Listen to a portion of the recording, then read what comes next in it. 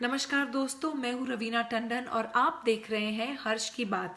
हर्ष जी एक बहुत ही सीनियर और बहुत ही समझदार जर्नलिस्ट हैं एंड मेरे मित्र भी हैं। तो बहुत खुशी है मुझे आपको बताने के लिए कि उनका ये जो यूट्यूब चैनल है बहुत ही कामयाब है और उसके लिए मैं उनको बहुत मुबारकबाद देना चाहती हूँ। एंड एक चीज़ ज़रूर कहूँगी उनके लिए कि वो बहुत एक अच्छे इंसान भी हैं। इंसान होना बहुत ज़रूरी है लाइफ में, क्योंकि वो अपने आप अपनी लिखावट में आ जाता है। तो बहुत ही कम ऐसे हमारे होनहार जर्नलिस्ट रह गए हैं हमारी इंडस्ट्री में जो सोच कर और समझदारी के साथ, रिस्पॉन्सिबिलिटी और जिम्मेदारी के साथ आर्टिकल्स लिखते हैं। सो कॉन्ग्रेचुलेशंस हर्ष जी। एंड आप लोग ज़रूर देखिए, लाइक कीजिए हर्ष की बात। नमस्कार दोस्तों। देखिए, राजस्थान का जो राजनीतिक मुद्दा पिछले काफ़ी दिनों से चल रहा है, उसके चक्कर में एक बहुत महत्वपूर्ण विषय बिंदु छूट रहा है। वो है राम मंदिर के भूमि पूजन का जो मसला है। ये तय हो गया है कि 5 अगस्त को राम मंदिर का अयोध्या में भूमि पूजन होगा और उस भूमि पूजन में मुख्य अतिथि के रूप में प्रधानमंत्री नरेंद्र मोदी को इनवाइट किया गया है। हालांकि विश्व हिंदू परिषद के जो इंटरनेशनल अध्यक्ष है कार्यकारी आलोक कुमार, उनका बयान आया है कि अभी प्रधानमंत्री ने इसे मंजूर नहीं किया है और अभी पीएमओ से इसकी हरी झंडी नहीं मिली है। लेकिन इतना तय हो गया कि 5 अगस्त को वहाँ पर कार्यक्रम होगा जिसमें 100-150 गेस्ट आएंगे और भूमि पूजन राम मंदिर का किया जाएगा। लगभग 2.5-3 साल का समय बताया जा रहा है कि इस मंदिर को बनने में लगेंगे। और भूमि पूजन में जो कार्यक्रम होने जा रहा है उसमें बताया जा रहा है कि एल के अडवाणी, उमा भारती, मुरली मनोहर जोशी, विनय कटियार, साध्वी रितंभरा, जिन लोगों ने राम मंदिर आंदोलन में मुख्य भूमिका निभाई, इसके अलावा आरएसएस के चीफ मोहन भागवत और महाराष्ट्र के मुख्यमंत्री उद्धव ठाकरे, जो कि शिवसेना को लीड करते हैं और शिवसेना राम मंदिर के आंदोलन में शुरू से ही जुड़ी रही है। और बिहार के चीफ मिनिस्टर नीतीश कुमार को भी बुलाया जा रहा है क्योंकि बिहार में चुनाव होने हैं इसी साल के अंत में।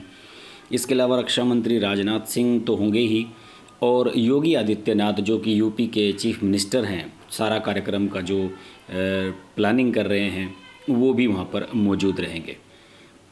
ये जानकारी भी आई है कि इस भूमि पूजन के लिए शिलान्यास जो वहाँ होने जा रहा है उसके लिए एक 40 किलो की चांदी की ईंट बनवाई गई है जिसे प्रधानमंत्री नरेंद्र मोदी 3 फुट गहरे रखेंगे।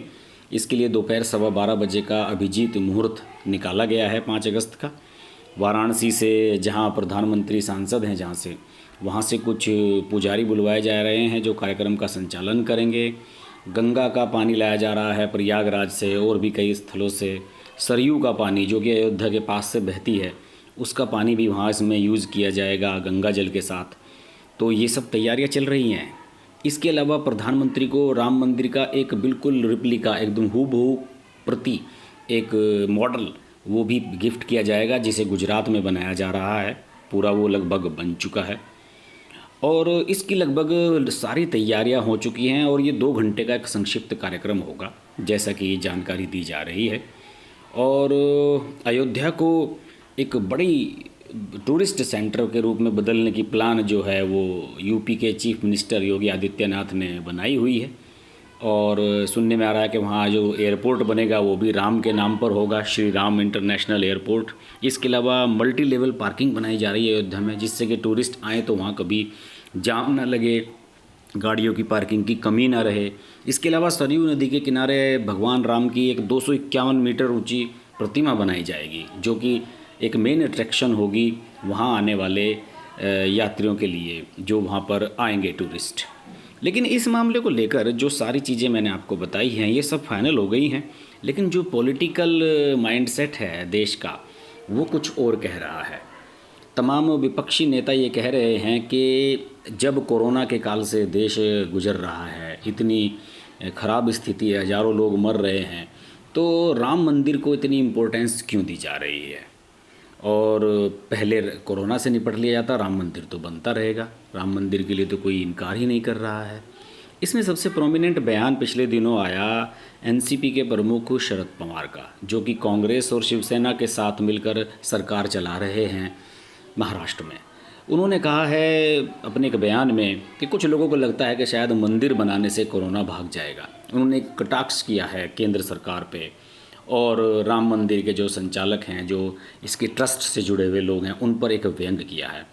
और उनके इस व्यंग को एलोबरेट किया है दिग्विजय सिंह ने, कांग्रेस के नेता ने। उन्होंने उनके ट्वीट को आगे बढ़ाते हुए कहा है कि शरद पवार साहब, आप शायद बिल्कुल सही कह रहे हैं। मोदी और अमित शाह को शायद ये लगता है कि इससे कुछ फ़ायदा देश को हो सकता है, मंदिर को, इसलिए वो इसे ज़्यादा प्रायोरिटी दे रहे हैं। इसके अलावा उन्होंने ये भी एक ऐतराज़ किया है दिग्विजय सिंह ने कि राम मंदिर के लिए, राम जन्मभूमि के लिए जो ट्रस्ट बनाई गई है, उस ट्रस्ट में ज़्यादातर लोग बीजेपी और विश्व हिंदू परिषद के हैं, जबकि इसमें जो शंकराचार्य हैं, जो हिंदू धर्म के मुख्य वो माने जाते हैं केंद्र बिंदु, उनको इसमें बिल्कुल भी महत्व नहीं दिया गया। इसमें दूसरे धर्म गुरुओं को शामिल किया जाना चाहिए था, साधु संतों को इसमें शामिल किया जाना चाहिए था, लेकिन एक ऐसी लॉबी को इसमें शामिल किया गया है ट्रस्ट में जो पूरी तरह बीजेपी को सपोर्ट करते रहे हैं। ये एक सवाल दिग्विजय सिंह ने उठाया है। हालांकि शरद पवार और दिग्विजय सिंह कुछ भी कह रहे हों, लेकिन शिवसेना का तो कहना है कि भाई राम मंदिर बनना ही था और राम मंदिर का जो ये अगर शिलान्यास पूजन हो रहा है तो इसे आगे बढ़ाया जाना चाहिए। शिवसेना के नेता संजय राउत का बयान आया है कि इसमें राजनीति नहीं होनी चाहिए और ये एक हिंदुत्व का मुद्दा है और ये अब सोल्ड होने की तरफ है, से समाधान इसकी तरफ बढ़ रहा है, तो इस पर विवाद नहीं किया जाना चाहिए। यानी कि उनके पार्टनर शरद पवार कुछ भी कह रहे हों, लेकिन शिवसेना इससे अलग स्टैंड रखती है। और ये भी एक महत्वपूर्ण बात है कि इस कार्यक्रम में शामिल होने के लिए उद्धव ठाकरे को बुलाया गया है और शायद उद्धव ठाकरे आएंगे भी। उद्धव ठाकरे तो कई बार आ चुके हैं अयोध्या में। तो इस कार्यक्रम के जैसे जैसे ये प्रोग्रेस होगी, ये नज़दीक आएगा, इसे लेकर कुछ और भी राजनीतिक सवाल उछलने की पूरी संभावना नज़र आ रही है। हाँ, इसके बारे में एक बात और भी बता दूं कि बाबरी मस्जिद वाला जो मामला है, उसमें सीबीआई की स्पेशल कोर्ट में अगले 4-5 दिनों में मुरली मनोहर जोशी और लाल कृष्ण अडवाणी पेश होने वाले हैं। यानी कि राम मंदिर के आंदोलन से जुड़े हुए लोग आज भी संघर्ष कर रहे हैं राम मंदिर के लिए। तो ये सब बातें एक रिफ्लेक्ट करती हैं कि केंद्र सरकार इस चीज़ को क्यों जल्द से जल्द, या इसकी जो जुड़ी हुई ट्रस्ट है वो क्यों जल्द से जल्द इसे मकाम तक पहुंचाना चाहती है। और उनका टारगेट है कि जब तक उत्तर प्रदेश में योगी आदित्यनाथ की सरकार है और केंद्र में मोदी की सरकार है, तब तक इसके निर्माण को जितना आगे बढ़ाया जाए बढ़ा दिया जाना चाहिए। और वरना इसके अगर देश में राजनीतिक सेटअप चेंज होता है या प्रदेश में राजनीतिक सेटअप चेंज होता है तो हो सकता है कि इसमें दिक्कतें आएँ। बहरहाल राम मंदिर का जो ये कार्यक्रम है, इस पर हम नज़र बनाए रखेंगे। कुछ भी और जानकारी होगी मैं आपसे शेयर करूंगा। आप देखते रहिए हर्ष की बात लाइव। नमस्कार। अगर आपको हमारी वीडियो पसंद आई तो वीडियो को लाइक करें, चैनल को सब्सक्राइब करें और नोटिफिकेशंस के लिए बेल आइकन को प्रेस करें।